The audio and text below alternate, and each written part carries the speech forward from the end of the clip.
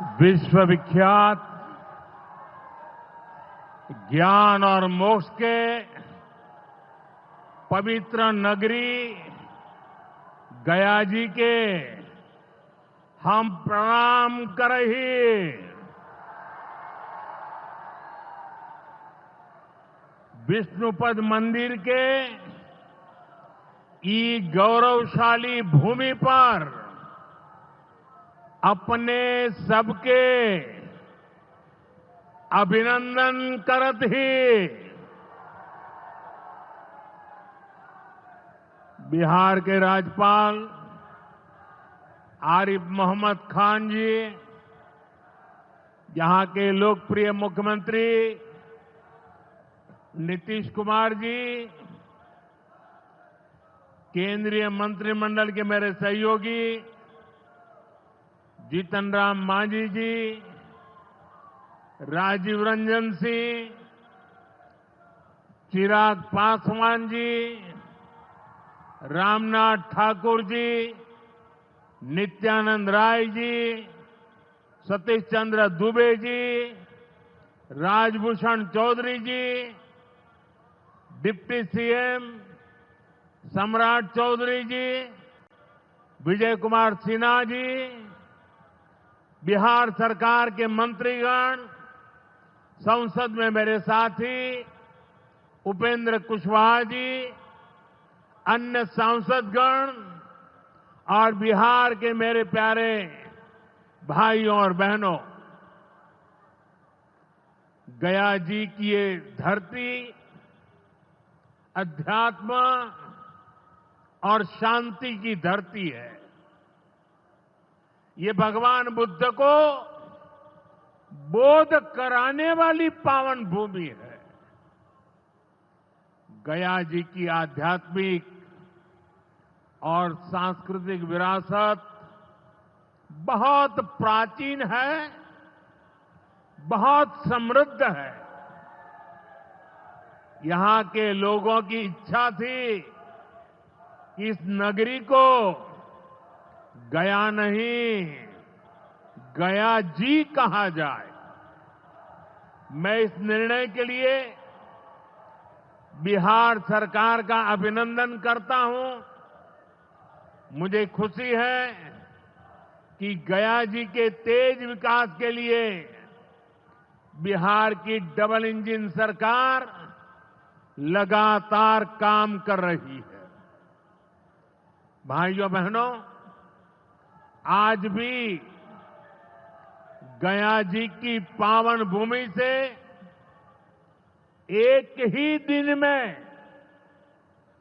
12,000 करोड़ रुपए की परियोजनाओं का लोकार्पण या शिलान्यास हुआ है। इनमें ऊर्जा, स्वास्थ्य और शहरी विकास के जुड़े कई बड़े प्रोजेक्ट्स हैं। इनसे बिहार के उद्योगों को ताकत मिलेगी और युवाओं के लिए रोजगार के नए अवसर भी बनेंगे। मैं इन परियोजनाओं के लिए बिहार के लोगों को बधाई देता हूं। बिहार में बेहतर स्वास्थ्य सुविधाओं के लिए आज यहां हॉस्पिटल और रिसर्च सेंटर का उद्घाटन भी हुआ है। अब बिहार के लोगों को कैंसर के इलाज के लिए एक और सुविधा मिल गई है। साथियों, गरीब के जीवन से मुश्किलें दूर करना, महिलाओं के जीवन को आसान बनाना, मुझे जनता जनार्दन का सेवक बनकर यही काम करने में सबसे ज्यादा खुशहाली होती है। जैसे गरीब को पक्का घर देना, साथियों, मेरा एक बड़ा संकल्प है। जब तक हर जरूरतमंद को पक्का घर नहीं मिल जाता, मोदी चैन से नहीं बैठेगा।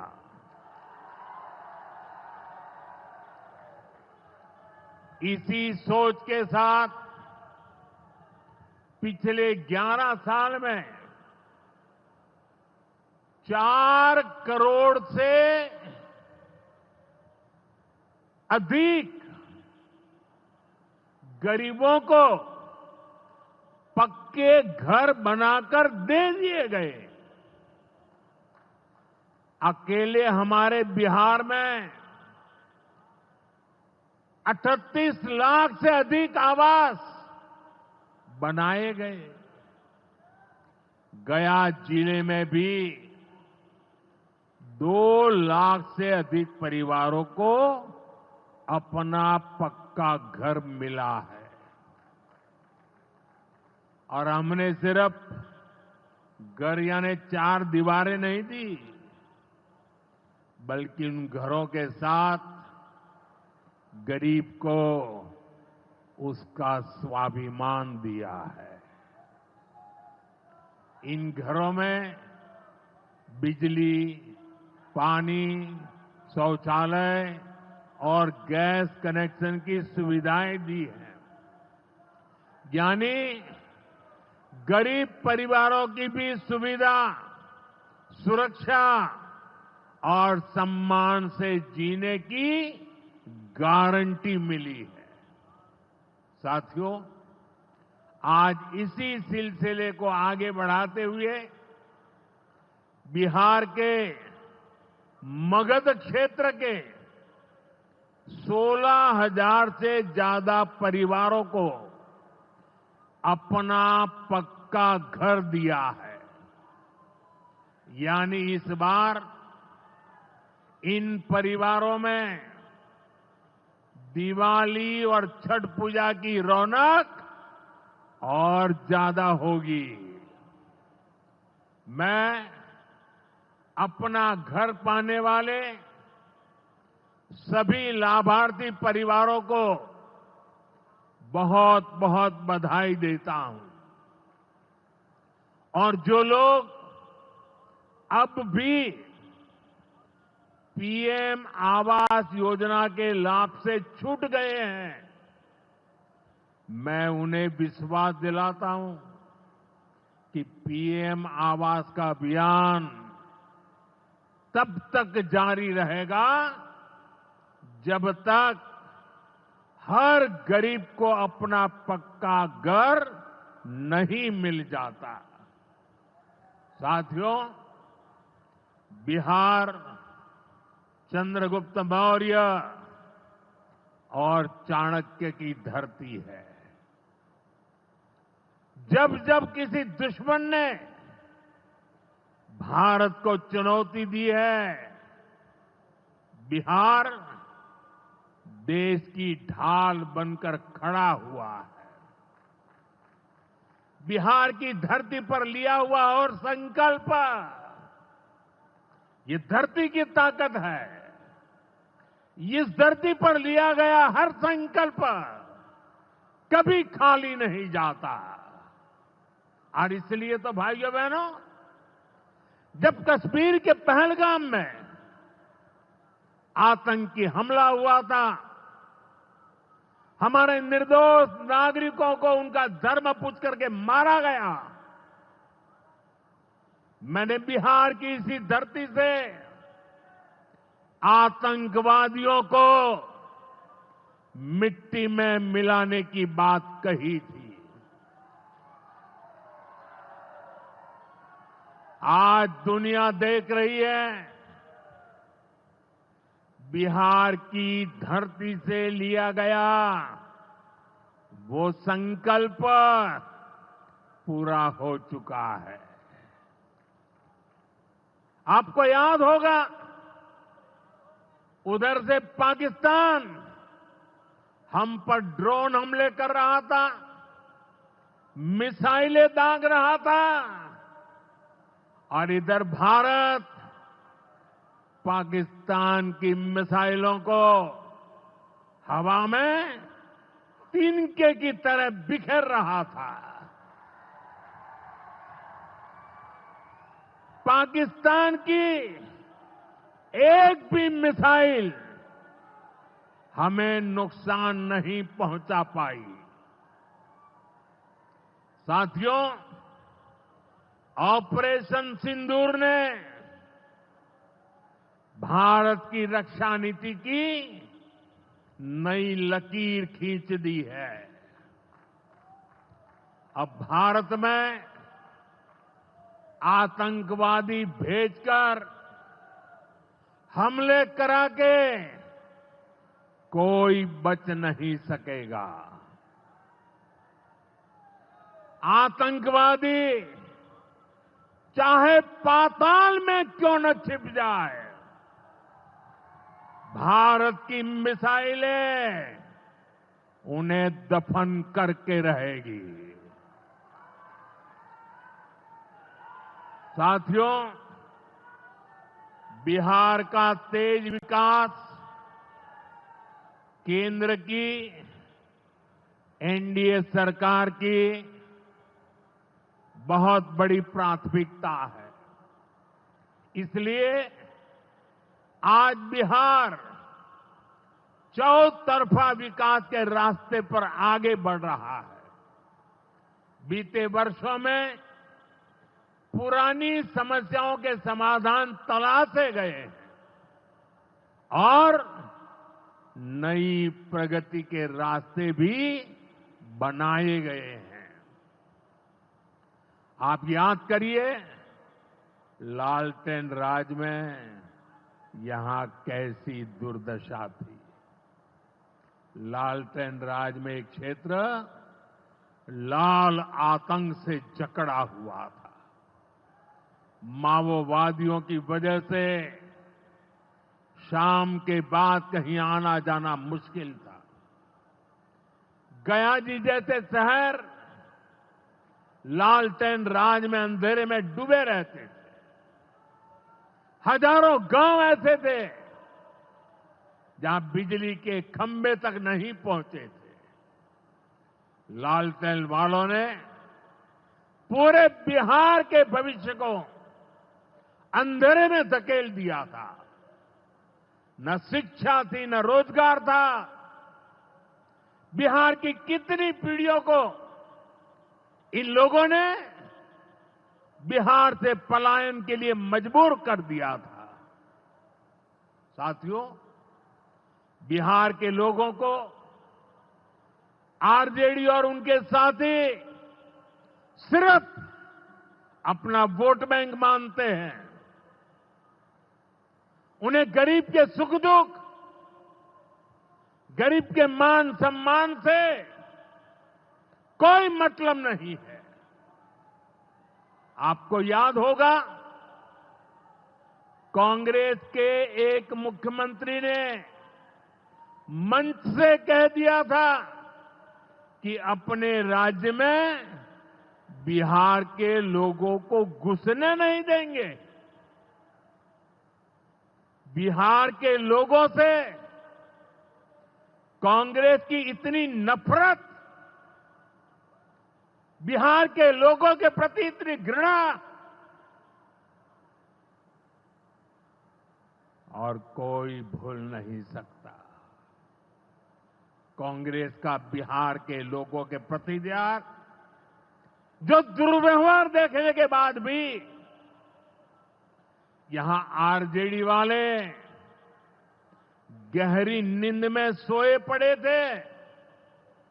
भाइयों बहनों, बिहार की एनडीए सरकार कांग्रेस और इंडी गठबंधन वालों के इस नफरती अभियान का जवाब दे रही है। बिहार के बेटे बेटी को यहीं पर रोजगार मिले, सम्मान की जिंदगी मिले,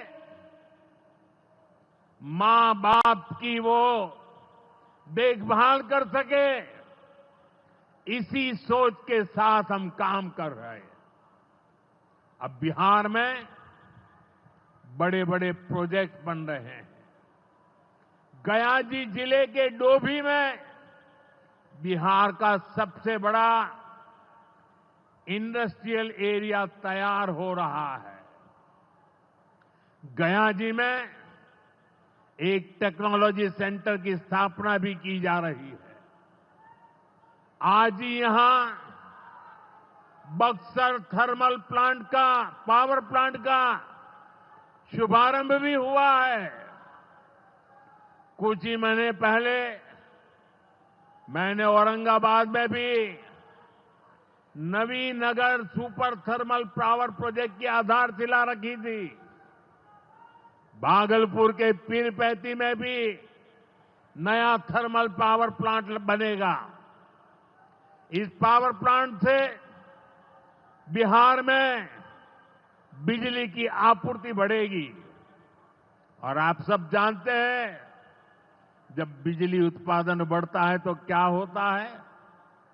घरों में बिजली की सप्लाई बढ़ती है और उद्योगों को भी ज्यादा से ज्यादा बिजली मिलती है और इससे भी रोजगार के नए मौके बनते हैं।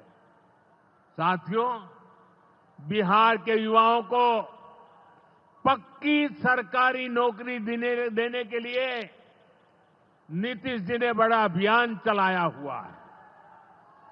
ये नीतीश जी हैं, तभी यहां शिक्षकों की भर्ती भी पूरी पारदर्शिता से हुई।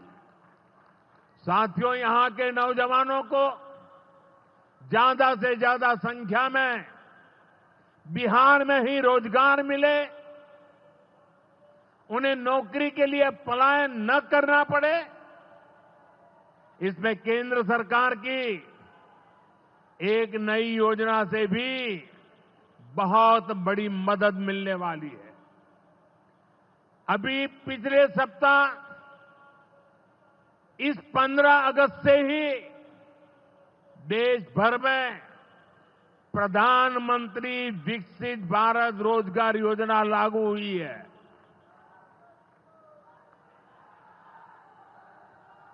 इसके तहत हमारे युवा जब निजी क्षेत्र में पहली नौकरी करेंगे तो केंद्र सरकार उन्हें अपने पास से 15,000 रुपये देगी। जो प्राइवेट कंपनियां युवाओं को रोजगार देगी, उन्हें भी अलग से पैसे सरकार देगी।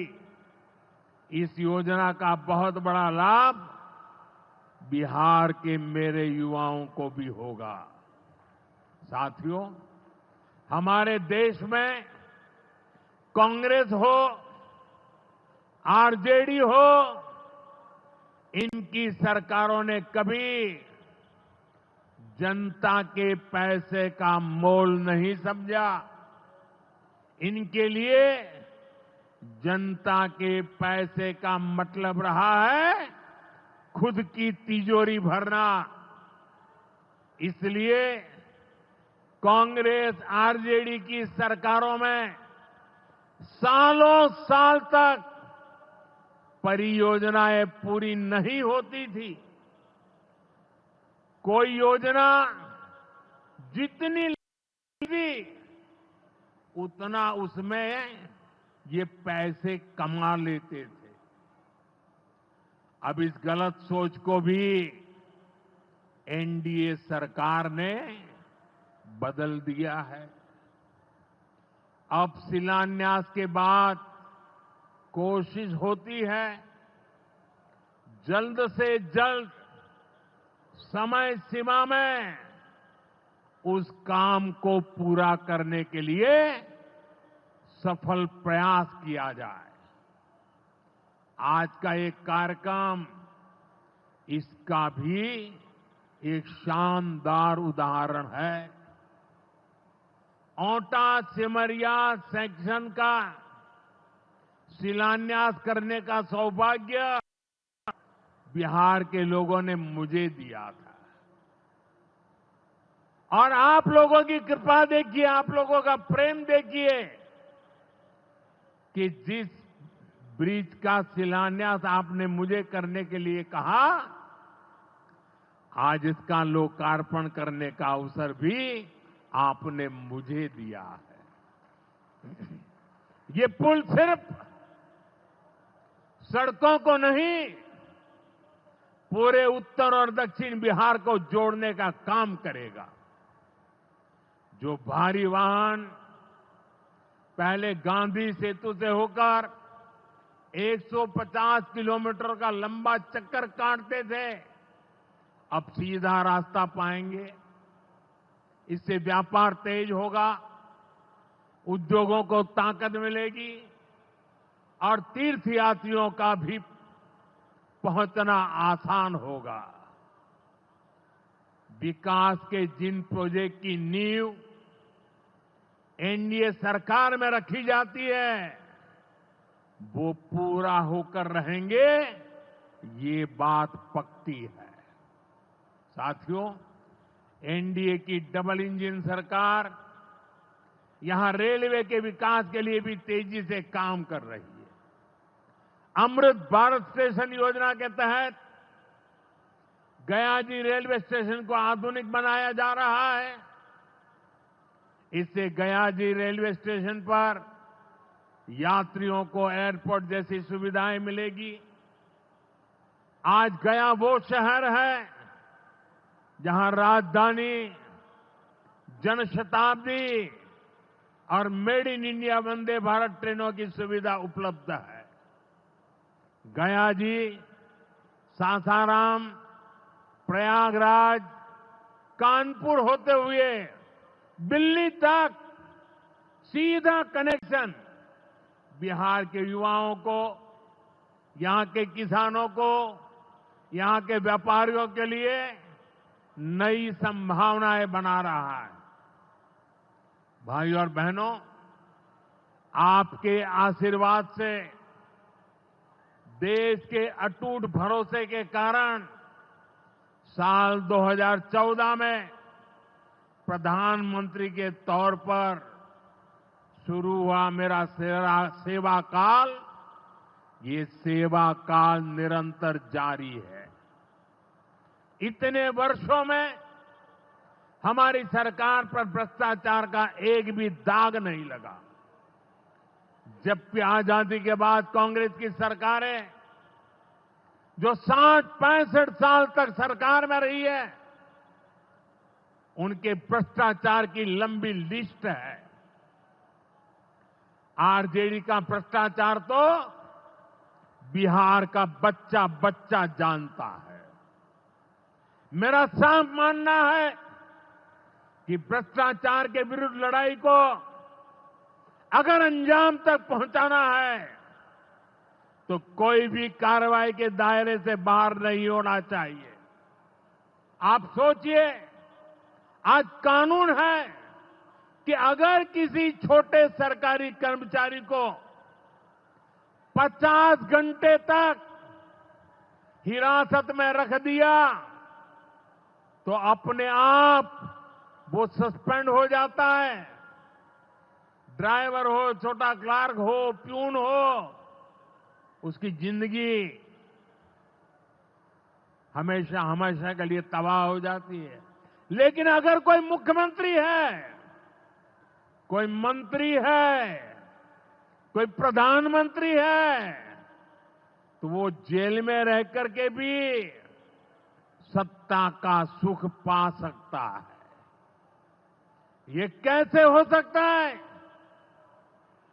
हमने कुछ समय पहले ही देखा है कि कैसे जेल से ही फाइलों पर साइन किए जा रहे थे, जेल से ही सरकारी आदेश निकाले जा रहे थे। नेताओं का अगर यही रवैया रहेगा तो ऐसे भ्रष्टाचार के विरुद्ध लड़ाई कैसे लड़ी जा सकती है। साथियों, संविधान हर जनप्रतिनिधि से ईमानदारी और पारदर्शिता की उम्मीद करता है। हम संविधान की मर्यादा को तार तार होते नहीं देख सकते। इसलिए एनडीए सरकार भ्रष्टाचार के खिलाफ एक ऐसा कानून लाई है जिसके दायरे में देश का प्रधानमंत्री भी है। इस कानून में मुख्यमंत्री और मंत्रियों को भी शामिल किया गया है। जब ये कानून बन जाएगा तो प्रधानमंत्री हो या मुख्यमंत्री या फिर कोई भी मंत्री, उसे गिरफ्तारी के 30 दिन के अंदर जमानत लेनी होगी और अगर जमानत नहीं मिली तो 31वें दिन उसे कुर्सी छोड़नी पड़ेगी।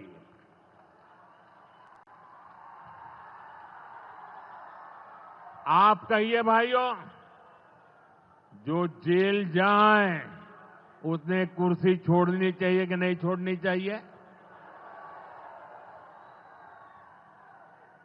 क्या वो कुर्सी पर बैठे रह सकता है क्या? क्या वो सरकारी फाइलों पे साइन कर सकता है क्या? क्या जेल में से कोई सरकार चला सकता है क्या? और इसलिए ऐसा सख्त कानून बनाने की तरफ हम आगे बढ़ रहे हैं। लेकिन साथियों, ये आरजेडी वाले, ये कांग्रेस वाले, ये लेफ्ट वाले इस कानून का विरोध कर रहे हैं। ये बहुत गुस्से में है और कौन नहीं जानता उनको किस बात का डर है। जिसने पाप किया होता है वो अपने पाप को दूसरों से छुपाता है, लेकिन खुद को भीतर से जानता है कि क्या खेल खेला है। इन सब का भी यही हिसाब है। ये आरजेडी और कांग्रेस वाले कोई बेल पर बाहर है, कोई रेल के खेल में अदालत के चक्कर लगा रहा है, और जो जमानत पे बाहर घूम रहे हैं भी आज इस कानून का विरोध कर रहे हैं। इन्हें लगता है कि अगर जेल चले गए तो इनके सारे सपने चकनाचूर हो जाएंगे, और इसलिए सुबह शाम ये लोग मोदी को भांति भांति की गाली दे रहे हैं और इतने बौखलाए हुए हैं कि इस जनहित के कानून का विरोध कर रहे हैं। हमारे राजेंद्र बाबू, बाबा साहब आंबेडकर ने कभी सोचा भी नहीं था, कभी कल्पना भी नहीं की होगी कि सत्ता के भूखे लोग भ्रष्टाचार करेंगे और जेल जाने पर भी कुर्सी से चिपके रहेंगे। लेकिन अब भ्रष्टाचारी जेल भी जाएगा और उसकी कुर्सी भी जाएगी। भारत को भ्रष्टाचार से मुक्त होने का संकल्प देश के कोटि कोटि लोगों का है। ये संकल्प सिद्ध होकर रहेगा।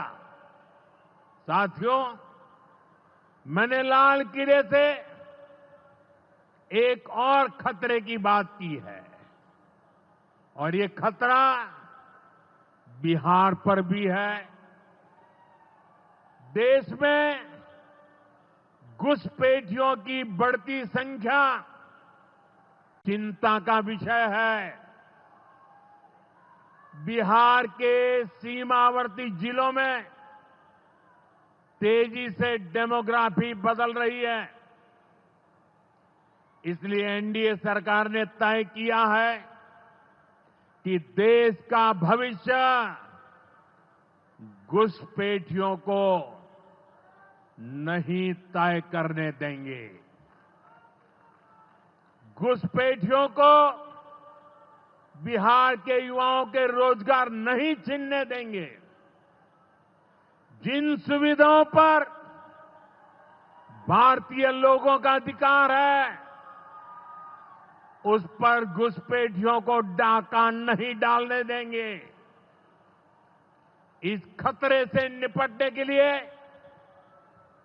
मैंने डेमोग्राफी मिशन शुरू करने की बात कही है। बहुत जल्द ये मिशन अपना काम शुरू करेगा।